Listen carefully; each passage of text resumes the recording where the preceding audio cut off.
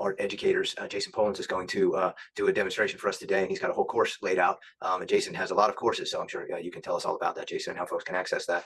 On the silver brush side of it, my name is Warren Flax. Deirdre Silver is the founder of the company, my mother, and she is here as well. And we want to thank you all for joining us. I think we have 3 series, right, Jason, that we're going to focus on today: the Grand Prix, the Silverstone, and the Renaissance. All of which you have there, Mom. And so, if you don't mind, maybe we'll take a minute or two just to sort of overview those series and talk about where they come from and what they're used for. And then any questions that we have, folks can type into the chat. We're using Zoom, which is a great tool these days for being interactive. So by all means, raise your hand if you want to ask a question. Type into the chat if you want a question. That might be easier, and then I can sort of pick and choose when to interrupt Jason. I try not to interrupt you as much as possible. Interrupt away is policy. It's like I can ramble on too, so just just where. But sounds good. Yeah. All right. Talk about Go ahead, Mom. Why don't you talk about the 3 series that we have here, and Jason can comment on that too. You're going to be using our Renaissance series. That's the pure red sable, long handle, and the Silverstone series. That's our second quality white hog bristle. It comes in a nice wide fan, as you can see that, in some very large sizes. And also, you're going to be using our Grand Prix. And Grand Prix is sort of like the pièce de résistance, as is Renaissance of artist brushes. I was just reminded recently that I saw them on the desk and table of course, John Howard Sandon had them all over, and our red sables, as well as George W. Bush, who has started painting and doing a lot of painting. And I recognize my brushes, regardless of your political, I don't care. I'm just interested in the brushes. So he had the copper and the green handle, and they were all over his desk. So I loved him for that. And also, so what makes it different is the fact that it's got deep natural flags on the tip. It's interlocked. It's got triple epoxy barrier within the ferrule. These are really— Hold on, Mom. Slow down. I think you're throwing a lot of terms out there. So first of all, let me just back up and just emphasize for everyone, we're talking about oil painting. And these brushes are for oils: long handle, hog bristle, and red sable. And then, so you used a couple terms there, Mom. You used the term deep natural flags. What does that mean? So that means at the very tip, because they're natural, the tips, you get that split at the very end. So you've got two different surfaces that you can paint on at the very tip. The other thing that's good about a natural tip is that the hair always— did you notice this, Jason? The hair always goes back together, that natural shape. If we had cut the tip, they would go all over the place. But because it is a natural tip, that never happens. And of course, it makes it a little more expensive, but of course, it makes it so much more worthwhile. I think the greatest flattery I had recently was that Michael Shea Neal said recently that I've been using the same Grand Prix brushes for the last 25 years. Why didn't you tell me that I wouldn't need to buy more brushes over and over again? So that was really neat. Michael Shea Neal is the president of the Portrait Society of America. This is our second quality. This is the Silverstone that you're going to be using, Jason. These also have beautiful natural flags, and they're interlocked, which means that they go naturally inside into this shape, like here. But we also are able to make these in different sizes, bigger sizes than the Grand Prix. I want to go back to Grand Prix for 1 second and tell you that the filberts come in 3 different lengths: traditional, long, and extra long. And then just quickly go into Renaissance, which has been in the line since the very beginning when I started Silverbrush back in 1990. And these are pure, 100% pure red sable. We have them in cat's tongues, rounds, flats, brights, and what else, Warren? Do you remember? I think that's it. I think that's what goes in. They've been wonderful sellers for us. They're genuine real red sable. And as you know, Jason, I have to tell you how long they last. They really are wonderful and durable. Yeah. So that's my spiel. I always have the same spiel. I talk about my great brushes. We're in love with them. So we're really glad that you like them, Jason. We really are. Thank you. Yeah, they're excellent brushes. I'm glad to hear it. So with that, I'm just going to expand your screen, Jason, so that you are the center of attention here. Sure. And any questions I get, I'll sort of interrupt at the appropriate time so that folks can get them answered. I'll try not to speak for too long, but I will introduce myself a little bit more.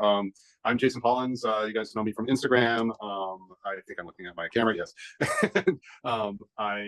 A painter, an artist who works out in my studio. I also work out in nature and do landscape painting. I teach out of this. Is my studio space that we're in. And although we don't have much time, I can't really give you a studio tour, but you can see in the background, that's something I just started like recently. Actually, that's it. But in terms of Silverbrush, I got to say that I think that this is a great little segue of just a little bit of history or information. I was introduced to Silverbrush through Nelson Shanks, who was one of the most fantastic painters, from my perspective, that modern history that has lived, and he is sadly gone from us for several years, but he was so into your silver brushes, and you guys have a couple of brush series that are choices that he kind of guided and you guys put together to make a brush set. And that was actually how I was introduced to your brushes, was through him, through those sets, and just through his training. I was lucky enough to study with him for a while, and he was just absolutely tremendous. So I am a realist painter. I work from life. I've got a still life set up for you guys that I'm going to play with. Arguably, I will not be completing this painting, but this is part of a series of classes that I offer on Zoom, which various subjects.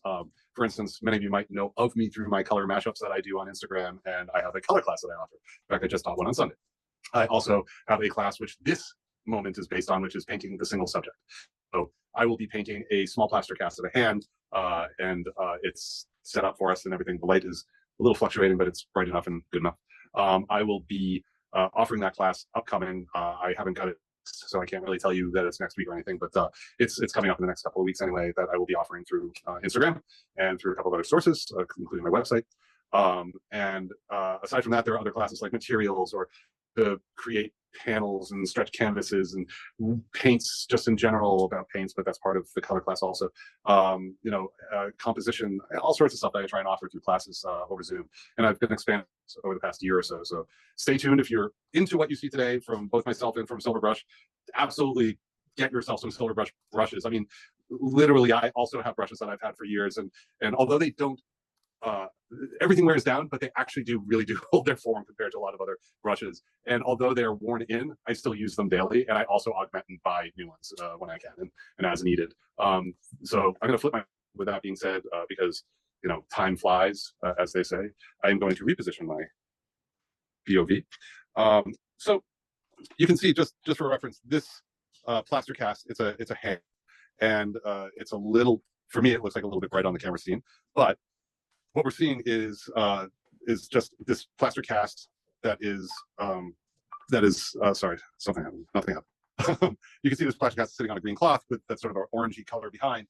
We're gonna just sort of have this POV, and it just got a lot dimmer, which happens. It'll get brighter in a moment. And a little palette right here with some colors on it. I actually, for just a moment, I also have my palette right in front of me with all my colors. So I figured like I'd present a sort of a limited palette with a small panel to paint that whole setup. But if I could kind of like reach down here and grab a color or two if I think I need a little assist from something. And I'm just tightening the camera view again. There we go, sorry. Okay, that works well. A handful of brushes. Now, I'm just gonna hold them up for a moment. There are many brushes that I've got here, and they're all sort of intermingled and mixed, but these green ones, those are the Renaissance ones, and then Silverstone ones are these two, and then these three right here are, oops, let me separate that. These are the sable brushes, the Renaissance brushes. I'll be dabbling with each of them in some way, shape, or form.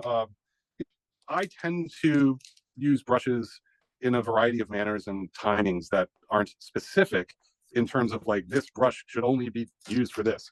I use brushes because they're brushes, and I really like that, being able to manipulate paint on the surface with any brush can be useful. For the most part, I would say that the Renaissance brushes, which are definitely more delicate just because they're sable hairs or fur or something like that, hairs, I believe, they are just very delicate. So you don't want to be overly aggressive with them ever. And also just a note on brushes and cleaning them. You can even see like sort of, here's a nicely worn in Grand Prix brush that this is years old, but you can literally see that it is still holding its own in its shape. It's great. It's brushes wear in sort of like a fountain pen would to your sort of the way you use it. So I'm going to start with actually just sort of a number 2 brush. This is kind of a small canvas, so it doesn't require a ton of paint necessarily. And I tend to like to wipe down the surface a little bit when I paint. This is actually, I'm using spike lavender oil. It's sort of a replacement for turpentine, which I also have available, which I use all the time. But the spike lavender oil evaporates a little bit quickly, and it just sort of sits quietly on the panel. It makes the paint a little bit better. So I generally start out by using a little bit of transparent oxide red, a little bit of ultramarine blue mixed together, and getting a kind of a inky color out of it, or like a coffee grounds color. And a composition right off the bat. I've set this up on purpose to be something compositional, and I just sort of think about what I want. Behind the cast is this like sort of curved edge of the cloth. It's a fold that goes kind of behind it. I want that cast not to be low down. I want it to be high up. I want to make use of this whole surface as much as possible. So I really see that curved edge being somewhere up there, and then I see the cast coming down and reaching back. I'm trying to be very simple about what I'm doing. I don't want to have too much specifics. I want it to be broad. I want it to be something that's malleable. If this needs to move, this little clamp, I can move it when I need to. But you can get a sense of sort of what I'm trying to put on this surface right away. This is a cast shadow edge that you can see sort of moving back right there.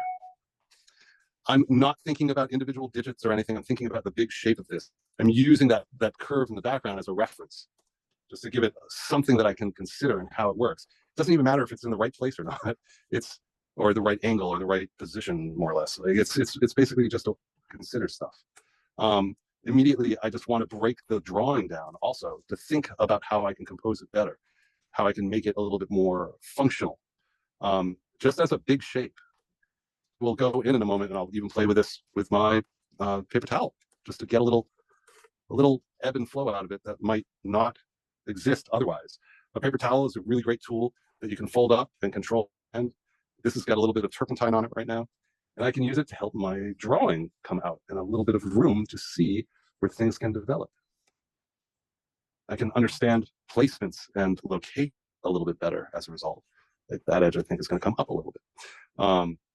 So as I do this, I run into things like this funny little fold that's right here. Well, maybe I can include that a little bit. And also my point of view, I'm taller than the camera point of view, so I see it a little bit more looking down on it than this point of view that you guys have. It's kind of tricky. Like it's always tricky to record things like this and to position cameras. I'm going to think of that edge coming angled in. I tend to work with straight lines and angles that you see. I try not to make things too curvy. Curvilinear edges are great, but not at the beginning. You want to arrive at them when it is to sort of have them available to you. So, trying to control what you can with straight lines and angles helps to identify how forms can start to work. I started to put in that curve. I was just sort of getting a line down where I see it, not really worrying so much about it. Even right now, I can start to think about where the break line, like this break line right in there, exists in here. And my sense of proportion and placement, this is going to be basically kind of like this point right over there. So as that's coming down, I want to move across. I think that this is about where this edge right in there, somewhere around there. Might push over a little. And it's good to not try to be like super precise. You just want to, you judge things as best you can. Like I already know that this edge is going to have to come in more that way probably. Maybe I can just sort of scumble this and let it be darker because it is darker back there. Monochromatically working just with this one mixture of the transparent red oxide and the ultramarine blue really helps me. This neutralized kind of color, it's not high chroma. It's sort of a basic kind of place to be. I'm just thinking about the diagonal, the reach up area, and then there's this shape. It's the representation of the thumb as it kind of reaches back over here. But this little area is going to be dark. So I'm just going to with that brush and darken it down. I can play with the angle that is right in here, which is just the shadow edge of other digit. Then I kind of lose, there's two digits here that I can't quite really see, but I can see the little vertical edge and I can see this little corner of this other digit. There's this forward facing plane, which is right along this edge. And I can already start to take advantage of that since I am playing with this slight darkness. So I just start to push it in. You can see how I treat the brushes. I don't treat them with the utmost respect necessarily, but they are tools to work with. You want to use them, not like pull the brush. You want to make the brush work for you. It's super important that you like have control over that brush as you need. So my composition is shifting a little bit in order for me to include what's needed in this design. And that's great. That's what I want. Hey, Jason, we have a couple of questions here, if you don't mind. Yeah, of course. Go for it. Okay, this is from Brenda Martinez in Mexico. She asks, what is your approach to planning the composition of a painting? So my composition was me laying this out and thinking about how I wanted it to be established, whether I wanted it to be, turned more toward me like it is, or turn more horizontally and seeing the length of it more. Because it just feels like it moves back in space, which I'm trying to make that kind of move back in space a little. And then in terms of on the canvas, I knew I wanted to take up as much space as I can with this shape and letting the green, or even if some of the red shows up behind it, or burnt orange, whatever color you want to call it, I wanted the green to not be what fills the space. I wanted that thing, that cast, that white shape to fill a lot of the space. So compositionally, I knew that I wanted to maximize this shape and minimize everything else around it. That was really what I was thinking about. Thank you. Another question. What do you typically do for underpaint? So this is the underpainting, what you're seeing right here. This is literally just me throwing in some paint, and underpainting is, well, in a way, it's kind of overrated. This is direct painting. Underpainting is more of a way of considering how to do a slightly more indirect process where you have more time. So this is a la prima, where you really just want to take advantage of the situation at hand and not linger too long on, setting it up to accomplish it later. You kind of want to, I'm just breaking up light and dark. And to get a sense of where light will sit and a sense of where darkness will occur.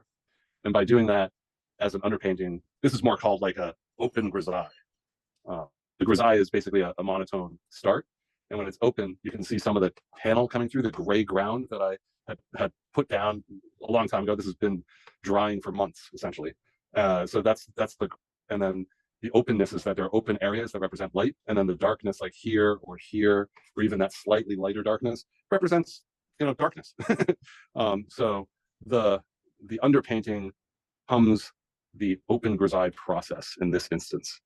If I had more time and I was designing this differently, sure, I'd probably, try to do like a dead coloring or something like that on the surface. Just we have such a limited time that we want to take advantage of just the immediacy. I hope that helps, or that answer. If I happen to ask a question and you folks still have questions, just shout out again or ask for more clarification or anything. So I have some more here. Great. Sure. Well, just finishing that up, then so how does the drying time of oils affect your creative process, and how do you manage it? I actually, it's very interesting. At first, when I was learning to paint, I was frustrated with the drying time because it just sort of seemed to take forever.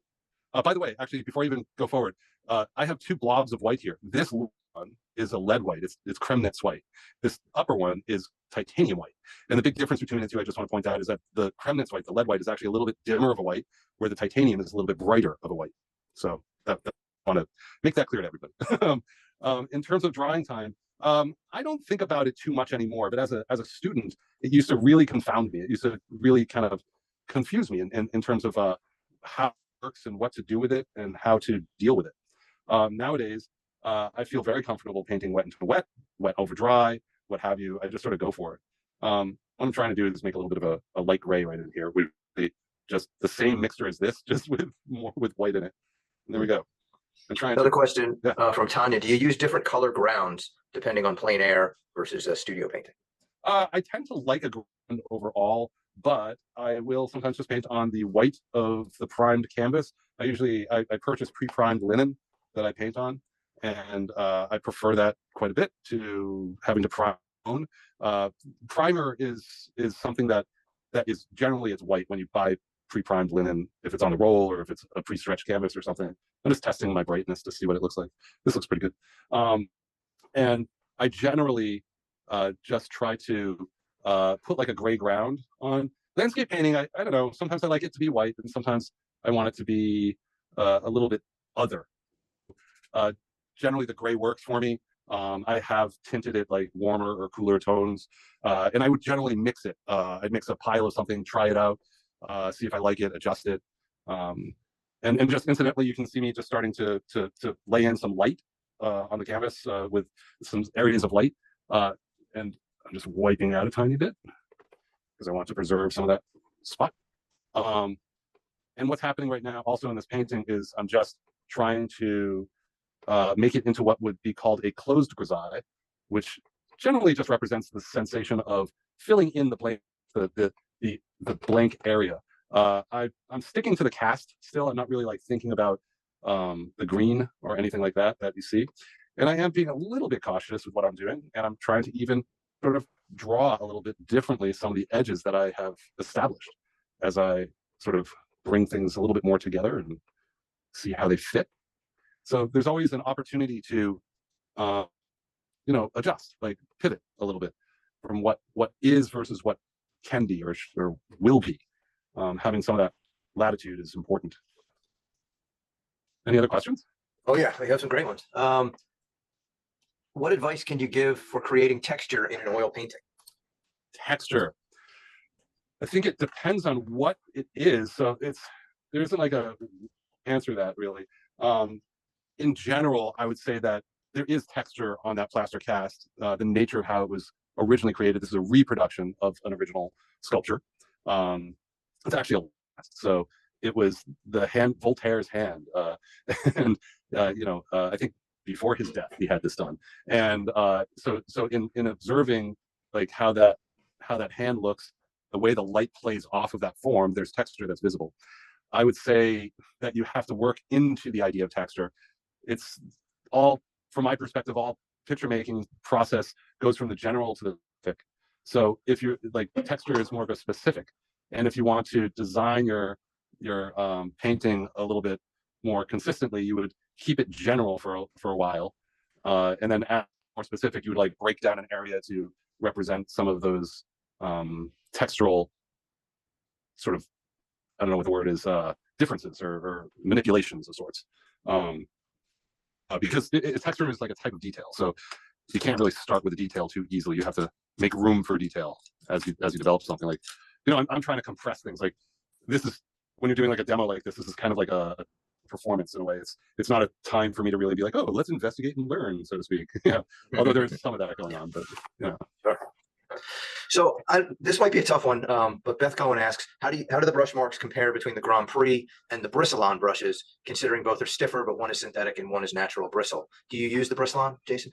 Yeah, actually, I have a couple of them here. I thought I saw a few in there, and you're right there. Okay, good. Yeah. I'm not crazy. So, you are not crazy at all, sir. So there is a big difference between the synthetic and the hog hair bristles. The hog hair are definitely stiffer, absolutely stiffer. The synthetic ones are, I think they are polyester, is what you guys are using. If that makes sense, it kind of does to my understanding.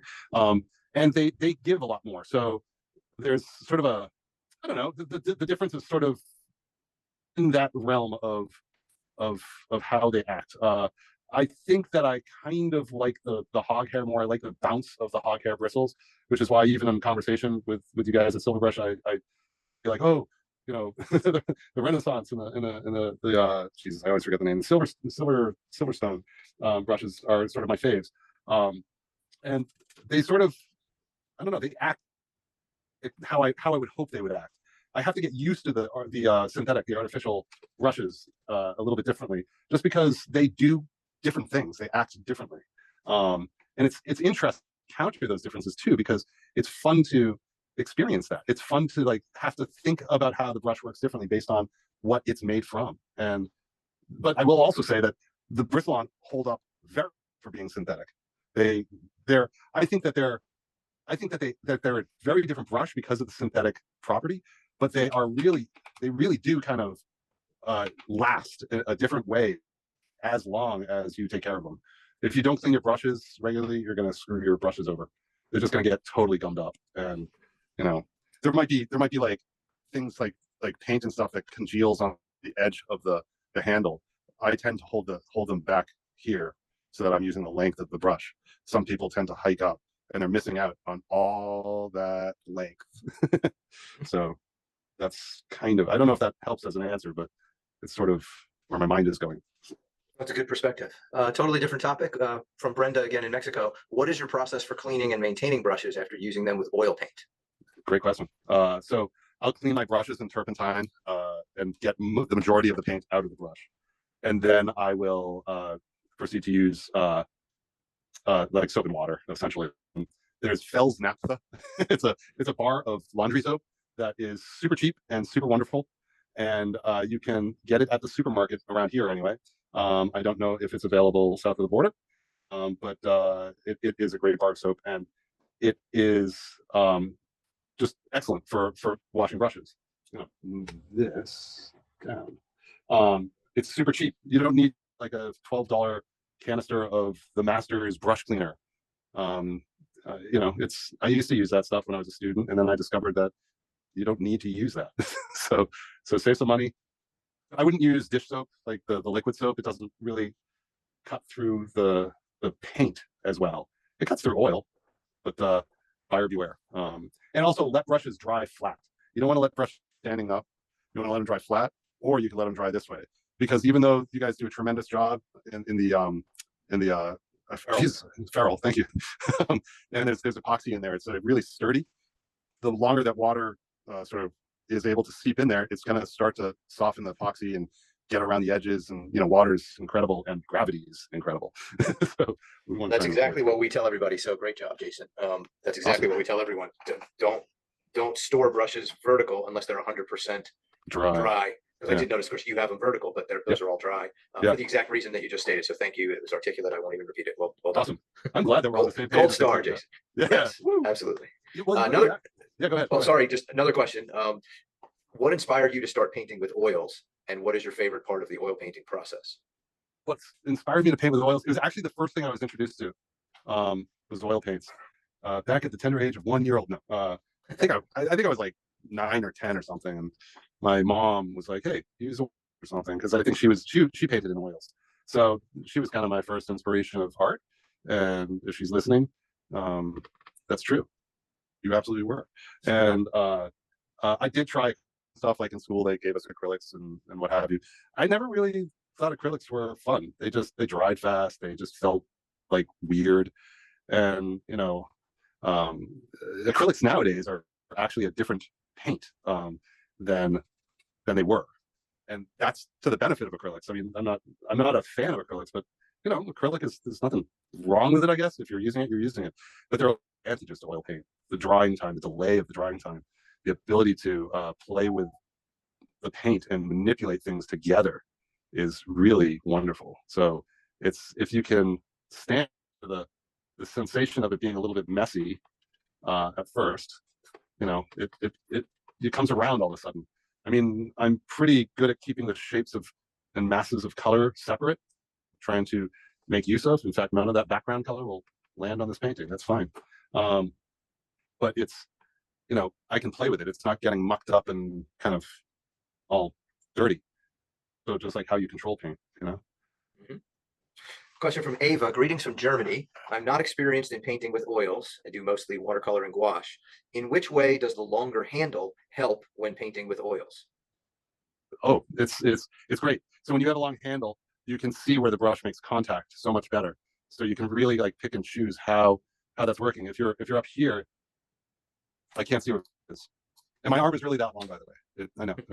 No. It's a factor of focal point. So I just mixed like what I call an optical black, because I really wanted to push this darkness, back there where it needs to be.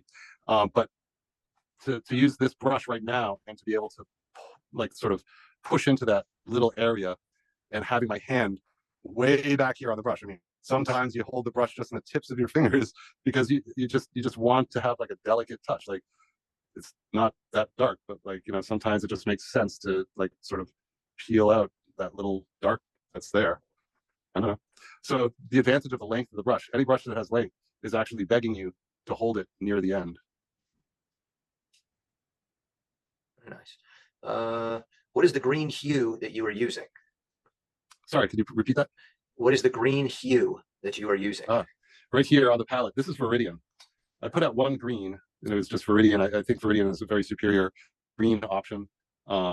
And I can also make a ton of different greens by using either the cobalt teal that I'm circling right now, the cerulean blue, or the ultramarine blue, with either of my two yellows, which is yellow ochre and cobalt yellow.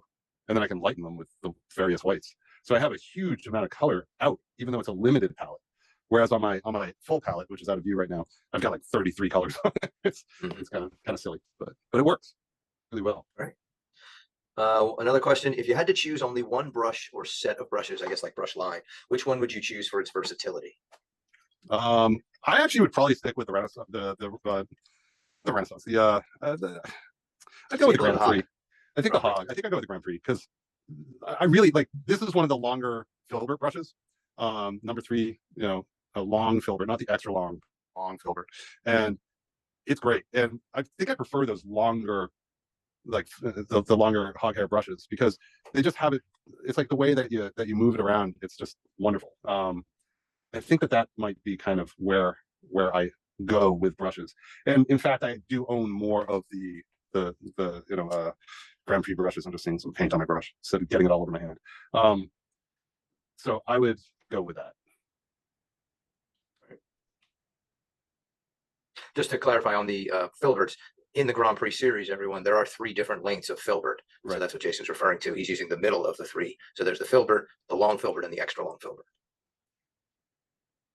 So even like right now, just to mention it for everybody, like as I'm filling this in, I'm not doing it indiscriminately. I'm doing it to get it kind of flat. I'm also allowing the paint here to be thin. It's thicker here. It's definitely thicker there. It's actually a thicker white paint throughout here. It looks like a different angle from what you guys see, but that's because I'm standing direct of this, where this camera is actually to the left of this. It's more directly in front of the plaster cast. So I always feel like it's important to, to point out some of those differences. Questions? Nope, not at the moment. Can't believe it. So Answer offended. them all. I'm out. Bye. No. What I'm still trying to do is I'm just sort of in areas and trying to create a separation of some values. Like this is a little bit darker than this area and it's warmer than this area. So I'm allowing that to be part of my metric and considering as I'm sort of laying it in and allowing some of these shapes to start to take some better positioning, or like the contrast is right in this area. It's very high, this light versus that dark. So this edge is pretty carved out. So I'm trying to pay attention to that, especially like right over here in the sort of perceived thumb, so to speak. This sort of knobby, blobby shape right in here. And yeah, that might be a little dark. I don't care though, because it's not about being right. It's about getting something down, getting it in place. I have one of my favorite sayings. This is my motto in painting and maybe even in life. Make a mark to adjust a mark. And if you're not making a mark, then you're not really giving yourself the opportunity to adjust anything. So I'm not all bent out of shape about something being not the correct color or not the perfect placement or something like that. I'm more interested in like getting the shapes down. We have an hour. This isn't supposed to be perfection. Nowhere near it. How do you manage when you have constantly changing light sources? Does it impact how you shade and the overall composition? It's not really. You just go with it. I mean, if it's working up here, compared to what I see, I'm pretty accepting of that. Like the iPad is doing a terrible job of seeing this value in here. So if I were to paint from my iPad, or if you guys were at home painting my iPad's POV, this is closer to accuracy of what that looks like. It's really crazy. Good point. Yeah, our devices change or shift the actual of something so much. It's unbelievable. Good point. What has been your most challenging painting project so far, and why? Ooh, I just finished a painting that took me about a year to do, and it's behind me. And if there's time, we can focus on it. If you guys want that, just give me a shout out like a few Now minutes that you've before. teased it, yes. Okay. Damn, I thought I'd get away. No, so it was this still life painting that I did that took me about a year to do. I put it down, I pick it up, I was confused by it. It was, it wasn't working out how I wanted, things like that. And but it would come together, and I started to, it's a puzzle. A painting is a puzzle, and if you can stick with it and put that puzzle together, you can really start to solve something. I'm a teacher, so I always to people about problem-solving skills, and generally those skills aren't unlike life skills.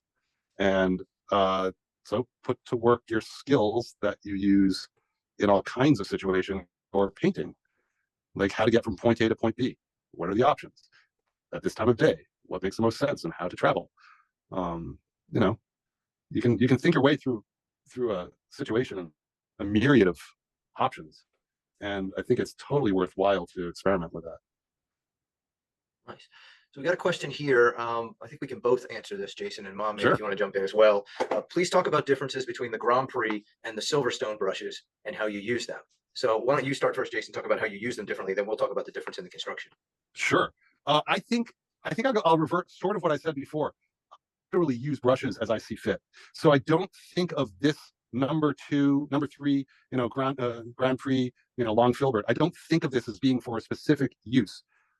I might, I could area with it or a small area with it. I just use it. So I want to work with it. I want to see what I do with it. If I felt like it wasn't doing enough, like if I grab, here's a number 4, just long filbert, same thing, Grand Prix. If I just wet it a little because it's dry, and if I want to, let me get some of the lighter color on here again, a little bit brighter. So if I want to do like something small and delicate, I can come in here. Can't really see it. Let me absurdly brighten this area. I can still use it to like really come in there and carve out and lay in like a nice bright pattern. And it's a big brush compared to the little brush.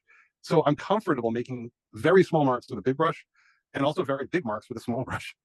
And I appreciate that. And part of the reason why I can do that is really because of the quality of that brush. And I literally mean that. It's so significant that this brush, even the way it's holding its shape right now, it's brand new. And it is going to be the most responsive right now as compared to, like working into it and letting it kind of break in and break down a little to the way I use it. The way you make a mark with a brush is the same as the way you use like a fountain pen. You break in the nib of the fountain pen. Yeah, you've said that a few times. Very interesting. Yeah. I would just point out in terms of the differences in the series. So there are some differences in the shapes. They're both 100% hog bristle. But the Grand Prix has those 3 different sized filberts. The Silverstone has a fan brush as well as some very, very large filberts. It goes all the way up to a size 20. In fact, I'm going to remove the spotlight briefly just to show everyone. So this is I have to turn on my camera to show you all this. There we go. There we go. There it is. Sorry. So this is the size 20 of the Silverstone filbert. So that's, of course, very large. And this is the fan, just to give you that example. The other difference is, as you know, all silver brushes are handmade. Let me get back to watching you painting. That's far more interesting, Jason, than looking at me. So let's see that. There we go. Beautiful. But just to Jamal, go ahead and jump in. But the artisans who make the brushes, so to work on Silverstone, they have to have at least 3 years experience of making hand making brushes. The Grand Prix is our top quality, the top quality, really, we believe in the world. And they have to have at least 7 years experience to work on and make the Grand Prix line. Mom, any other thoughts on that? Probably going to be the longest lasting brush you'll have in your artist box. It just The Grand Prix. Grand Prix, just because of the very nature of the quality of the hair. And it's very select hair. It's not anything that is second quality. It's all first quality. And it's a remarkable brush. It really is. It takes a very long time to make it. Also, just the manufacturing of an artist brush. Well, everything is made by hand, so nothing is machine made. So everything is to perfection. And there really is such a difference between that and everything else. The Silverstone is extraordinary quality, but not quite the same quality as the Grand Prix. It's going to last years and years and years as well. But it's just not the perfection that Grand Prix is. But you think about your tools, and the most expensive brush you'll ever buy probably costs $1.99 because you have to replace it and replace it and replace it. Here you spend a couple dollars more for the brush and you don't have to replace it again. You can have it for 20, 25 years if you take good care of it. I mean, that's something that's really remarkable. It is. Wonderful. You do have to take care of brushes. I can't say that enough.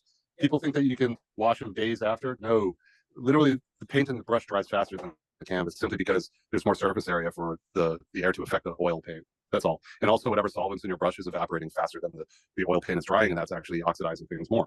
So buyer beware. Wash your brushes. Well, to that end, we had another question from Brenda. How do you store your brushes once you finish a piece? I sort of have them stored off to the side. I got a few ways that I store brushes. Sometimes they're in like a tube if you've ever bought linen and had it delivered like as a whole roll, it comes in this like reinforced cardboard tube. It's great. If you've thrown that tube away, you're missing out. You could take that tube and measure out, like an extra inch is longer than a brush is, and then you can cut those lengths and they can become the holders for your brushes. And they're great. I would just jump in and remind everyone, though, he mentioned it was a cardboard tube, which means air is getting in, which is very important. You don't ever want to use anything that's airtight, like a plastic or a Tupperware or anything like that, because then the brush, that's going to keep the moisture in, and that would create mildew, and that could really harm your brushes. That's right. So sure whatever you store them in is breathable. I'm not disappointed, but I'm just realizing how quick the time is going.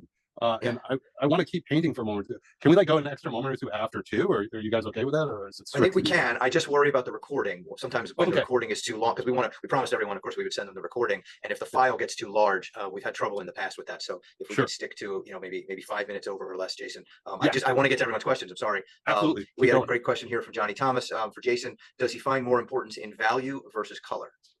Value actually does have a little bit more of a relevant role. And the only reason for that is because if you get the value wrong, irrelevant of what the color is, it'll always look somehow off-putting. Like it won't quite work. So you have to think about value quite a bit. But if I wound up using like a light pink here and then fuchsia color there, if the value is right, it'll actually work. It'll work great. So there's latitude with color, whereas value, there's a little bit less latitude. You really have to kind of pay attention and kind of get it fit. Also, if you are used to how like paints work and stuff, then you can probably like hit a value a lot easier than, maybe if you're more novice or not as understand. Part of my color mashups are about showing you that you can understand these pigments and work with them a lot differently. Like that, way too dark compared to what's over there. So now I got to change that. Great example. I don't even know what I'm doing. How about that? Another question from Brenda. What is your method for protecting and preserving your paintings once they are finished? Just being careful with them for the most part. Sometimes I use a varnish, sometimes I don't. It actually depends on the surface. I don't usually paint with medium, which is a typical material, or it's a combination of turpentine. Medium is turpentine and linseed oil, sunpick and linseed oil most of the time. And I don't really use that too much in my paint. I generally just use and maybe a little bit of the spike lavender oil or turpentine.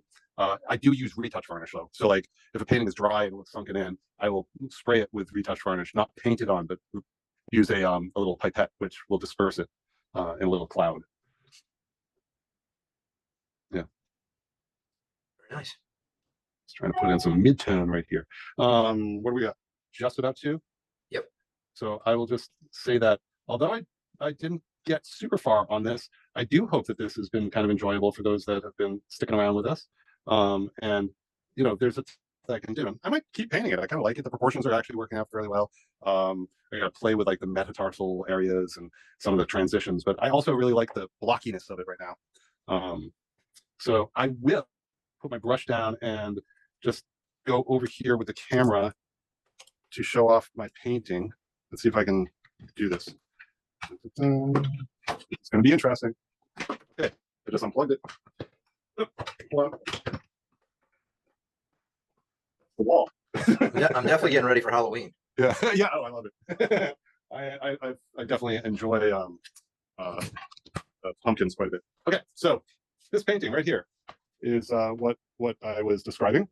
It's a fairly large painting. I stand next to it or even behind it, and you can kind of see my feet are sticking out. Got no shoes on.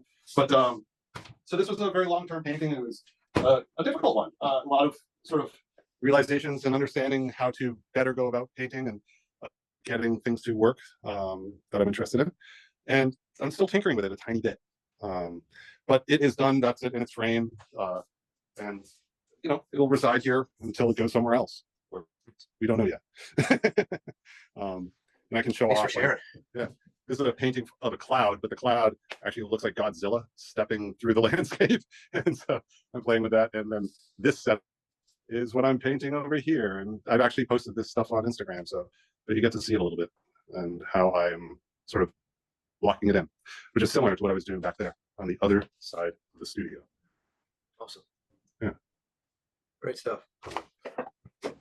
I'll turn my camera around as we sign off. I put my hat on to block some light. This has been really nice. It's been fun. Yeah, thank you. Appreciate it. And I guess that's going to wrap it up. Mom, you're there too. All right, let me remove the spotlight and we'll all say goodbye. Thank you so much. Everybody really enjoyed it. We could see from the comments. We really appreciate your time as well. I appreciate your time very much too. Yeah. So when you're done, send us a picture of when you're finished with the painting. I'd love to see it completed. Yeah, I think I might keep working on it this afternoon since I already just started. And my afternoon is a little free form for me. Sometimes being a creative individual, you need time to do stuff, to create. And maybe you have projects you're working on, or maybe you're tired of the projects you're working on. And this is a great distraction for me. That's right. That's right. We'll So, do that. yeah, Thank you very much. absolutely. Anytime. I'm sure we'll be in touch and talk about brushes more soon. So Wonderful. That's great. Well, we're happy to have distracted you, Jason. Thanks so much. absolutely. All right, Thanks, well, everybody. Special thanks, Jason. Obviously, tremendous work. We appreciate it so much. That's going to anytime. conclude the webinar. Thank you, everybody.